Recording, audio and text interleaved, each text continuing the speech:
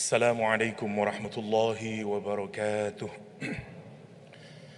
Alhamdulillah, alhamdulillahi haqqa hamdih, wassalatu wassalamu ala man la nabiyya min ba'dih, wa ala alihi wa sahbihi wa jundih. Amma ba'd.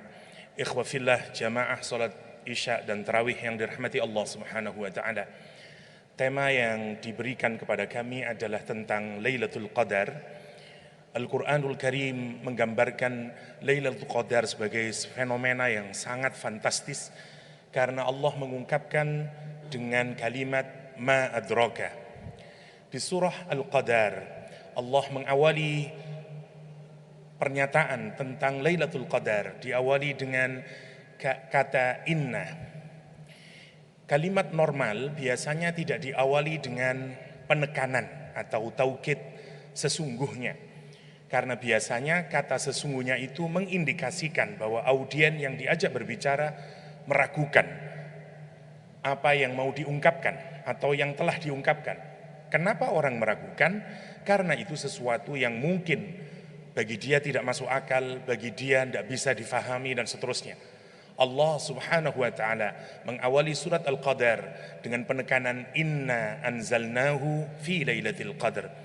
Sesungguhnya Allah menurunkan Al-Quranul Karim di malam Lailatul Qadar. Uniknya Al-Quranul Karim tiba-tiba menggunakan kata ganti untuk Al-Quranul Karim. Inna anzalnahu. Padahal belum ada yang menggantikannya. Ini adalah ayat pertama. Biasanya orang menggunakan kata ganti kalau sudah ada yang digantikan. Tapi Quran menarik. Inna anzalnahu. Sesungguhnya kami turunkannya. Nyanya siapa? Seakan-akan Allah ingin menggambarkan suasana saat itu. Meskipun Al-Quran tidak disebut di ayat pertama ini, tapi Al-Quran sudah ada di benak setiap insan di Makkah saat itu. Semua orang membicarakannya, semua orang terpengaruh dengannya, semua orang ternganga dengan kehebatan kalimatnya, isinya, pesannya yang dibawa Rasulullah SAW. Maka Al-Quran ingin menggambarkan suasananya dengan menggunakan kata ganti di awal. Inna anzalnahu fi lailatul qadar. Sesungguhnya kami turunkan Al-Quranul Karim di malam Al-Qadar. Lailatul Qadar setidaknya ada 3 makna menurut para mufassirin. Yang pertama maknanya Lailatul Azamah wasyaraf. Malam keagungan, night of power. Kenapa disebut agung? Karena malam itu diturunkan sesuatu yang paling agung, yaitu Al-Quranul Karim. Dibawa oleh malaikat yang paling agung, yaitu malaikat Jibril. Dengan miliaran mungkin atau triliunan mungkin malaikat yang turun. Dan siapapun nanti yang mendapatkan Al-Quranul Karim, ya, terutama Rasulullah SAW, dia juga akan menjadi mulia dan agung. Yang kedua, Lailatul Qadar dimaknai dengan Lailatul Taqdir, malam penentuan. Karena malam itu adalah malam di mana para malaikat turun untuk melakukan keputusan yang telah diputuskan oleh Allah Subhanahu wa taala sebagai mudabbir, sebagai pengatur alam semesta ini. Dalam 1 tahun pengaturan itu kemudian dilimpahkan kepada malaikat untuk melaksanakannya. Berkenaan dengan apa yang terjadi pada satu negara, berkenaan dengan ajal setiap orang. Bahkan di dalam riwayat dijelaskan bahkan siapa orang yang tahun itu akan melaksanakan haji juga ditentukan di malam itu. Quran menyatakan inna anzalnahu fi lailatin mubarakah fiha yufraku kullu amrin hakim. Di malam itu semua diputuskan dari seluruh urusan. Karena itu Lailatul Qadar disebut dengan Lailatul Taqdir, karena malam itu ditentukan segala sesuatu. Yang ketiga, Lailatul Qadar bermakna Lailah ad-dayyiqah, malam yang sempit.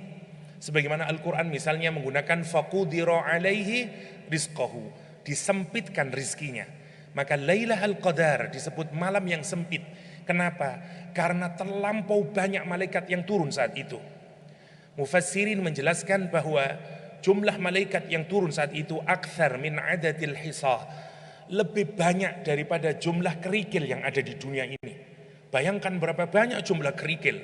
Malaikat yang turun pada saat itu jauh lebih banyak daripada itu. Karena itu malam itu sesak rasanya. Karena itu disebut dengan Lailatul Qadar. Wa ma adraka ma Lailatul Qadar. Tahukah engkau apakah Lailatul Qadar?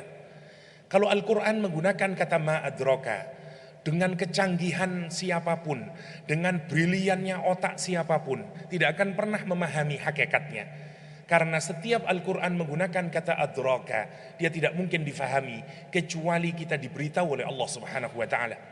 Karena itu Allah memberitahukan apa itu Lailatul Qadar. Wa ma adraka ma Lailatul Qadar. Lailatul Qadri khairum min alfi syahr.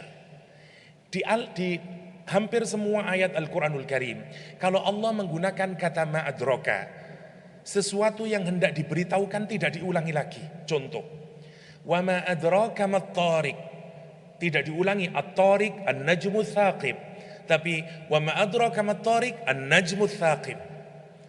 Wa ma adraka ma hiya, tidak diartikan ma hiya seterusnya, tapi langsung wa ma adraka ma hiya narun hamiyah.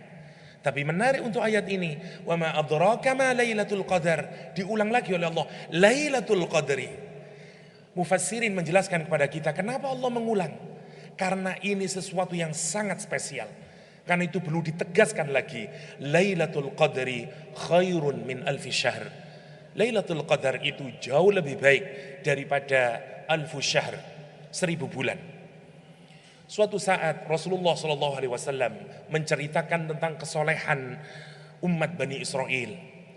Dulu di zaman Bani Israel, seseorang itu baru dianggap sebagai hambanya Allah yang taat, sebagai abid, jika dia melakukan ibadah tanpa henti selama 80 tahun lamanya. Ada Sam'un, diceritakan oleh Rasulullah SAW, yang berjihad siang malam sampai 80 tahun. Ada umat yang lain dari kalangan Bani Israel, kalau dia qiyamul lail 80 tahun, tidak pernah berhenti. Ada orang yang misalnya berpuasa, siyamun nahar 80 tahun. Kalau orang melakukan aktivitas ibadah zaman dahulu 80 tahun, baru dia disebut dengan abid. Berita itu tentu membuat berdecak kagum di kalangan para sahabat. Tapi kemudian para sahabat bertanya, bagaimana nasib kami? Kami ini tidak bisa seperti mereka itu. 80 tahun beribadah tanpa henti, rasanya tidak mungkin. Apalagi Rasulullah SAW menyatakan, a'maru ummati baina sittina wa sab'in. Umur umatku itu tidak lain hanyalah antara 60-70 tahun. Dan sedikit di antara mereka yang melampaui usia 70 tahun. Karena itu kemudian Allah menurunkan ayat ini karena respon para sahabat yang menyatakan, aduhai, kayaknya tidak mungkin kita bisa melampaui Bani Israel. Allah SWT menurunkan Lailatul Qadri khairun min alfi syahr. Kalau Bani Israel butuh waktu 80 tahun untuk menabung kesolehan sehingga dia dianggap sebagai Abdullah, umat Muhammad sallallahu alaihi wasallam. Kalau kita berdiri tegak dalam ibadah, membaca Quran, berzikir, any activities yang itu dianggap sebagai bagian amal soleh. Kalau kita melakukan amal ibadah di malam Lailatul Qadar, nilai kita sama dengan abidin di kalangan Bani Israel. Yang pertama. Yang kedua, disebut dengan 1000 bulan lebih. 1000 bulan kenapa? Karena itu gambaran dari usia umatnya Nabi Muhammad SAW. Maka yang dimaksud 1000 bulan adalah keseluruhan kehidupan kita. Karena tadi Nabi Muhammad menggambarkan usia umatnya Nabi Muhammad roughly 80-an tahun. Maksimal itu sudah. Seakan-akan kalau kita beribadah di Lailatul Qadar itu, maka seluruh kehidupan kita dinilai sebagai abidin oleh Allah Subhanahu wa taala. Dan yang terakhir, Allah tidak menyatakan sama dengan 1000 bulan, tapi dianggap sebagai jauh lebih baik dari 1000 bulan. Lailatul Qadri khairum min alfi syahr. Yang pertama, definisi Lailatul Qadar dijelaskan oleh Allah SWT, dia lebih baik daripada 1000 bulan. Yang kedua, Lailatul Qadar dijelaskan sebagai tanazzalul malaikat war ruh. Turun malaikat dan ruh. Ruh adalah malaikat Jibril di sini. Ruh maknanya relax. Dari kata roha, istirahat, rohat, istirohah. Kenapa disebut roha? Karena kalau malaikat turun, dia menghadirkan ketenangan. Dia memberikan sakinah. Karena itu malaikat disebut dengan ruh. Kita ini punya jasad, dan juga punya ruh di dalam diri kita. Kenapa disebut ruh? Karena jasad itu sifatnya tidak terkontrol. Karena jasad punya syahwat, dia punya nafsu yang terus fluktuate. Dia terus mau minta pemenuhan terus. Dan nafsu kita tidak pernah puas. Kapan nafsu itu menjadi cooling down? Kapan nafsu itu menjadi relax? Kalau dia dikontrol oleh ruh. Karena yang membuat kita ini menjadi controllable itu adalah ruh. Karena itu kita memiliki ruh. Pada malam itu, malaikat Jibril dan malaikat-malaikat hafadzah, ada yang menyebut malaikat yang paling dekat kepada Allah. Para malaikat yang menghuni di dekat arasy-Nya Allah, di dekat Sidratul Muntaha, malaikat itu yang turun. Masya Allah. Kalimat tanazzalu sebenarnya taknya hurufnya 2, tatanazzalu. Tapi di ayat ini tak satunya dibuang, di shorten. Seperti kita menyatakan biologi menjadi bio, matematik kita sebut math misalnya. Kenapa Al-Quran membuang tak satunya? Karena Al-Quran ingin melukiskan, kata Imam Razi dalam Mafatihul Ghaib, cepatnya malaikat yang turun. Sehingga tak satunya dibuang. Karena berbondong-bondong malaikat dari atas langit sana turun ke dunia dengan sangat cepat. Bahkan bukan hanya malaikat biasa, malaikat yang paling terbesar, malaikat Jibril, yang digambarkan Al-Quran dzu mirratin fastawa, yang very powerful, yang tidak ada seorang pun bisa mengalahkan malaikat Jibril.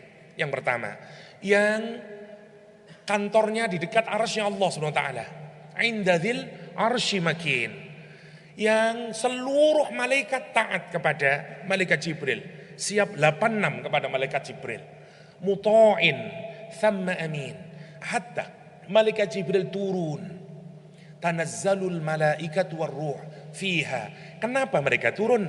Biizni rabbihim. Kata biizni rabbihim dimaknai 2 oleh para mufassirin. Yang pertama bi amri rabbihim, karena perintahnya Allah Subhanahu wa taala. Kenapa mereka turun? Karena Lailatul Taqdir. Karena pada malam itu eksekusi hukum ketentuan yang berkenaan dengan seluruh alam semesta itu harus dilaksanakan, ditentukan di malam itu dalam urusan 1 tahun. Karena itu mereka turun karena untuk kepentingan itu. Mana yang kedua yang lebih juicy? Biizni rabbihim bermakna dengan izin Rabb mereka.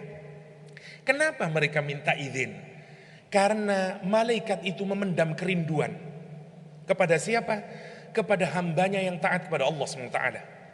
Kita ini rumusnya adalah saling mencintai kalau memiliki kesamaan. Rumi, pujangga Islam itu berkomentar, kenapa kupu-kupu mendekati bunga mawar, sementara kumbang hanya mampu mendekati kotoran di tanah? Karena kumbang tidak memiliki keindahan untuk bersanding dengan kupu-kupu, untuk bersanding dengan bunga mawar. Sementara bunga mawar bisa bersanding dengan kupu-kupu karena keduanya memiliki keindahan. Like begets like, kata orang bule. Yang serupa nanti melahirkan yang serupa lagi. Bukankah orang yang sama-sama punya Vespa berkumpul menjadi satu gerombolan? Bukankah yang sama-sama punya Avanza bikin komunitas Avanza? Kita ini kalau memiliki kesamaan, kemudian ada kesatuan, ada cinta. Kenapa kita cinta sama musik misalnya? Karena kita suka dengan musik sehingga kita mencintai. Malaikat makhluknya Allah yang sangat taat kepada Allah, la ya'sunallaha ma amarahum wa yaf'aluna ma yu'marun. Mereka sangat taat. Karena itu dia kepingin tahu dengan orang-orang yang taat di dunia ini. Kenapa Rasulullah SAW menyatakan setiap anak Adam memiliki 2 pintu di langit sana. Satu pintu amal ibadahnya naik setiap waktu. Yang kedua pintu turunnya rizkinya. Wa fis sama'i rizqukum, kata Al-Quranul Karim. Maka setiap waktu amal kita ini naik. Misalnya hari ini kita tarawih, hari ini kita hadir di majlis taklim, nama kita naik ke atas, Ahmad Brawijaya, Ahmad dilaporkan ke Allah SWT. Maka ada selebritis di langit sana. Kalau dia terus menerus namanya naik ke atas karena terus menerus amal soleh naik, maka malaikat memendam rindu. Sebagaimana anak-anak muda kepingin tahu bagaimana misalnya penyanyi yang dia idolakan, artis yang dia idolakan, maka malaikat juga kepingin memeluk mengamini, menyalami, sebagaimana dijelaskan di dalam hadis, kepada orang-orang yang taat kepada Allah SWT. Tapi Allah tidak mengizinkan. Kapan diizinkan mereka untuk bisa turun? Setahun sekali mereka diizinkan turun, yakni pada malam Lailatul Qadar. Karena itu mereka turun dengan sangat senangnya. Itulah makna bi'izni rabbihim. Mereka turun berbondong-bondong karena ingin menemui orang-orang yang soleh, orang-orang yang beribadah di malam itu. Dalam hadis dijelaskan malaikat Jibril nanti turun dengan membawa bendera, ditancapkan benderanya di Masjidil Haram, ditancapkan di Masjid Nabawi, ditancapkan di Masjidil Aqsa, dan kemudian semburat ke seluruh masjid yang ada di dunia ini dan ke rumah-rumah yang ada orang beribadah di dalamnya. Apa yang dilakukan malaikat di dalamnya? Para ulama menjelaskan berangkat dari berbagai macam hadis, termasuk misalnya Syekh Abdul Qadir Al-Jailani dalam Al-Ghunyah menjelaskan satu yang malaikat lakukan, mengaminkan doanya orang yang ibadah pada saat itu. Yang kedua, memeluk orang itu. Yang ketiga, menyalami, musafahah malaikat itu dengan orang yang ibadah pada saat itu. Yang kedua, mengucapkan, mendoakan keselamatan kepada orang tersebut. Dan yang terakhir adalah mendoakan kebaikan, kerahmatan, maghfirah pada orang yang beribadah pada malam itu. Sebegitu banyaknya malaikat yang turun pada saat itu karena dia ingin kangen kepada orang-orang yang mentaatinya. Para ulama bahkan menggambarkan orang yang disentuh oleh malaikat, orang yang diamini doanya oleh malaikat, orang yang dipeluk oleh malaikat, bergetar tubuhnya, menangis air matanya. Wallahu a'lam. Tapi yang jelas ada kekhusukan di dalamnya. Tanazzalul malaikatu warruhu fiha biizni rabbihim min kulli amrin. Dari segala urusan, dari segala perintah Allah SWT yang sudah ditentukan. Salamun hiya hatta matla'il fajr. Salam, kedamaian, dimaknai tiga oleh para mufassirin. Yang pertama, malam itu adalah Lailatul Salamah. Tidak ada kejelekan malam itu. Kalaulah ada orang yang menggunakan black magic pada malam itu, dia akan, it doesn't work pada malam itu. Dia akan berjalan di malam itu. Karena itu disebut dengan Lailatul Qadar. Kenapa? Salamun, ciri yang ketiga. Salamun hiya hatta matla'il fajar. Yang pertama, malam itu penuh kedamaian. Sampai kapan? Sampai keluarnya matahari. Hiya hatta matla'il fajar. Sampai keluarnya matahari. Yang kedua, makna salamun adalah al-malaika tusallimuna. Malaikat mengucapkan salam. Malaikat mendoakan keselamatan kepada hamba-hambanya Allah Subhanahu wa ta'ala. Sampai kapan? Sampai subuh. Masya Allah. Kapan sampai malaikat itu turun? Malaikat turun terus sampai subuh. Rasulullah Shallallahu Alaihi menggambarkan nanti kalau malam ini Lailatul Qadar misalnya, maka subuhnya, maka ketika sunrise-nya, la syu'a'alaha, pada saat itu terik matahari ketika baru keluar tidak terlampau panas. Kenapa? Karena malaikat digambarkan tidak langsung ke posnya masing-masing. Malaikat yang jumlahnya miliaran itu berada di antara bumi dan langit. Dan dia berada di antaranya itu karena mereka bersayap, sayap-sayapnya saling bertumpuk sehingga menghalangi cahaya matahari. Wallahu a'lam. Andaikan ada saintis yang melakukan penelitian itu, mungkin akan jadi menarik. Ada certain moment ya di dalam hari-hari ganjil di bulan Ramadan yang Rasulullah SAW memerintahkan kita untuk mencarinya dengan ciri yang digambarkan oleh Al-Quranul Karim. Mengapa Allah memberikan Lailatul Qadar terakhir? Karena Lailatul Qadar sebenarnya adalah bonus buat orang yang beribadah kepada Allah Subhanahu wa ta'ala. Dia bukan tujuan kita beribadah, dia hanyalah bonus. Karena semua ibadah yang kita lakukan di bulan Ramadan ini nanti pahalanya diberikan oleh Allah Subhanahu wa ta'ala. Ini hanyalah sekedar introductory hospitality dari Allah Subhanahu wa ta'ala. Kemurahan pengantar awal saja yang diberikan oleh Allah SWT berupa Lailatul Qadar. Semoga kita diberikan usia yang sampai pada Lailatul Qadar, dan semoga kita diberikan kemampuan oleh Allah untuk waktu di Lailatul Qadar itu kita sedang beribadah kepada Allah, entah membaca Al-Quran, entah qiyamul lail, entah tafakkur, entah berzikir, apa saja. Tapi semoga kita dipastikan semuanya mendapatkan Lailatul Qadar sehingga nilai kita kemudian dianggap seluruh kehidupan kita bernilai ibadah oleh Allah Subhanahu wa ta'ala. hadanallahu yakum ajma'in wa sallallahu ala nabiyyina Muhammadin wa alihi wa sahbihi wasallam wa akhiru da'wana anil hamdulillahi rabbil alamin. Wassalamu alaikum warahmatullahi wabarakatuh.